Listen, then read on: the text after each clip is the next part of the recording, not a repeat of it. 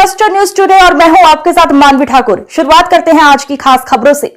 LJP अध्यक्ष और केंद्रीय मंत्री चिराग पासवान ने कहा, एनडीए को लेकर जितना भ्रम फैलाया जा रहा था और मैंने इस बात को बार बार कहा था कि एनडीए में बहुत सहजता से सारी बातों का फैसला हो जाएगा, चाहे वो सीटों के चयन की बात हो या प्रत्याशी तय करने की बात हो। महागठबंधन एक भ्रमित गठबंधन है।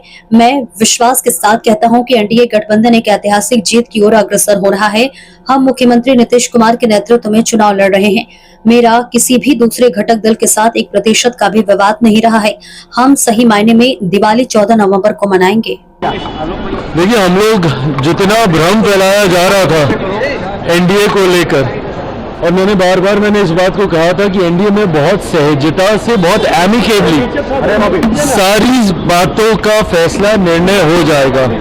भले वो सीटों की संख्या की बात हो, सीटों के चयन की बात हो, प्रत्याशी तय करने की बात हो, समय रहते हर एक चीज एनडीए तमाम नेताओं, पांचों दलों के द्वारा तय कर ली गई।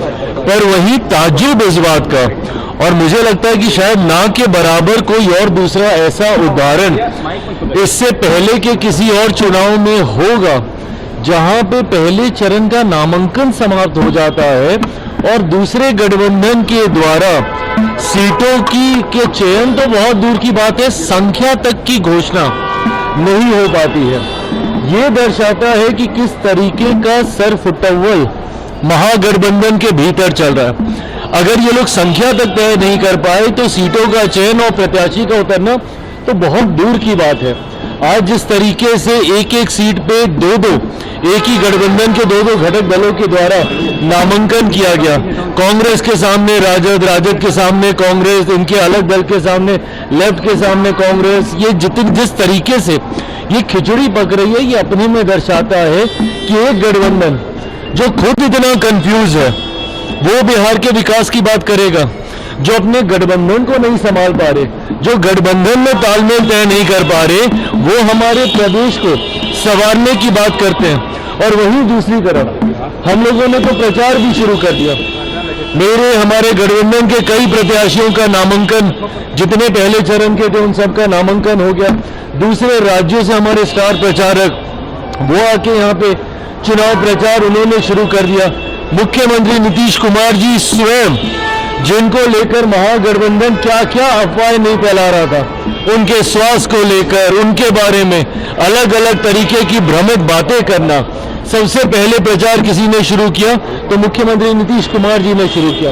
केंद्रीय गृह मंत्री आदरणीय अमित शाह जी स्वयं पिछले 3 दिनों से न सिर्फ चुनावी सभाएं कर रहे हैं, बल्कि प्रचार प्रसार की क्या रूपरेखा होगी उसको भी तय करने का कार्य कर रहे हैं। तो एक तरफ हम लोग का एनडीए गठबंधन जो इतनी एकजुटता के साथ मजबूती से चुनावी रण में उतर गया, वही एक कंफ्यूज गठबंधन है, महागठबंधन, जिनको अभी तक यही नहीं पता है कि कौन सी सीट से उनका कौन सा प्रत्याशी उतरेगा। इसीलिए विश्वास के साथ मैं कहता हूं कि एक ऐतिहासिक जीत की ओर एनडीए गठबंधन अग्रसर हो रहा है। बड़ी जीत के साथ 14 नवंबर को हम लोग सरकार मनाएंगे। कॉन्फिडेंट है महागठबंधन के जीत को लेकर के, कह रहे हैं कि 14 तारीख के बाद सबको रोजगार देंगे, सबको नौकरी देंगे। अरे प्रभु, पहले टिकट तो दे दीजिए, रोजगार नौकरी तो बाद में दीजिएगा। जो टिकट नहीं दे पा रहे हैं, जो प्रत्याशियों का चयन नहीं कर पा रहे हैं, जो गठबंधन को सवार ही नहीं पा रहे हैं, गठबंधन की रूपरेखा तय ही नहीं कर पा रहे हैं, वो बात करेंगे कि हम बिहार में विकास देंगे, रोजगार देंगे, कैसे दीजिएगा भैया? जब आपकी सोच ही इतनी कंफ्यूज है, जब आपके गठबंधन में ही इतना विवाद है, आप मुझे बताइए किस मुंह से राजद और कांग्रेस के कार्यकर्ता एक दूसरे का सामना करेंगे?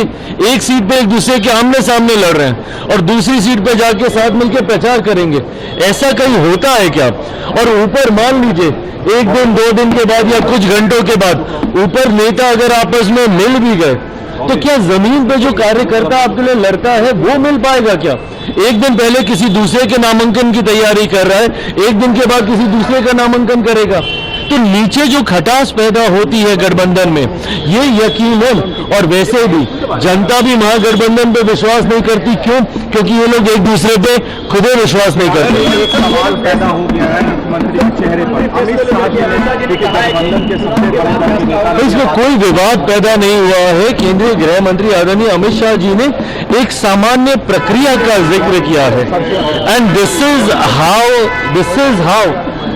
सीएम का अगर चुनाव होता है उसकी यही प्रक्रिया होती है, इसी तरीके से चुना जाता है। सीएम हो, प्रधानमंत्री हो, विधायक दल के जितने विधायक आपके जीत कर आते हैं वो अपना नेता चुनते हैं। तो इसमें कौन सी नई बात गृह मंत्री जी के द्वारा कही गई? मुख्यमंत्री नीतीश कुमार जी के नेतृत्व में हम लोग चुनाव लड़ रहे हैं, उसके बाद ये प्रक्रिया का हिस्सा है कि जो जीते हुए विधायक हैं, एक दल की तो बात है नहीं, 5 दल एक साथ हैं, तो जितने विधायक जीत कर आएंगे वो स्वयं अपना नेता चुनेंगे। इसमें कौन सी नई बात है? मानते हैं मुख्यमंत्री नीतीश कुमार को फिर से मुख्यमंत्री? आपकी राय क्या रहेगी? मैं तो कई बार, कितनी बार इस बात को मैं दोहरा चुका हूं, पर हाँ, जो प्रक्रिया है उसका भी सम्मान करने की जरूरत है। आप पूरी तरह से खुश हैं? आपकी भी नाराजगी की बात है? अरे मेरी नाराजगी मुझे भी रोज सुबह मीडिया चैनल से ही पता चलती थी कि मैं आज किस बात को लेकर नाराज हूं। देखिए, मैंने हमेशा इस धर्म का मैंने पालन किया है कि जब तक पूरा नेगोशिएशन हो नहीं जाए तब तक कोई मतलब नहीं है मीडिया में आके बयानबाजी करने का। 4 दिन 5 दिन तक जो मैं सामने नहीं आया, मैं चाहता था कि संख्या के साथ साथ सीटों का चयन भी हो जाए, ताकि एक ही बार सारी बातें हम लोग मीडिया के सामने हम लोग रखें। जितनी अफवाह चल रही थी कि मेरी सीटें जेडीयू ने ले ली या जेडीयू की सीटें मैंने ले ली, ये सब बहुत पहले क्लियर हो गया था। मेरा जनता दल यूनाइटेड या किसी भी दूसरे घटक दल के साथ 1% का विवाद नहीं रहा। एक बार हम लोग को सीटों को लेकर बातचीत करने की जरूरत नहीं पड़ी है। जो सीटें मुझे डे 1 मिली थी, डे 1 से लेकर आज नामांकन तक वही सीटों पे हमारे प्रत्याशी चुनाव लड़ रहे हैं। इस बार चुनाव का दिवाली के दिन ही देखिए, दिवाली सही मायनों में तो हम लोग 14 नवंबर को मनाएंगे, पर हाँ, दिवाली है। दिवाली की पूरे बिहार वासियों को, देशवासियों को ढेर सारी शुभकामनाएं और बधाई। और मैं मानता हूं कि एनडीए की एक बड़ी दिवाली और हम लोग 14 नवंबर को मनाएंगे।